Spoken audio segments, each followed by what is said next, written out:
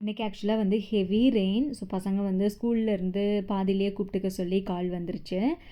So பாதியிலேயே கூப்பிட்டு வந்தாச்சு. ஸோ வந்ததில் இருந்தே இந்த மழைக்கு அதுக்கும் ஏதாவது ஸ்நாக்ஸ் வேணும்னு சொல்லிட்டு ஒரே ரகலை. நானும் இந்த வேஃபில் மேக்கர் வாங்கி கிட்டத்தட்ட ஒரு 6 மந்த்ஸே இருக்கும். எனக்கு வந்து வேஃபில் ஆக்சுவலாக பண்ண தெரியாது. ஸோ வந்து எனக்கு பண்ண தெரியாதுடான்னு சொல்லி டிம்கி கொடுத்துட்டே இருந்தேன்.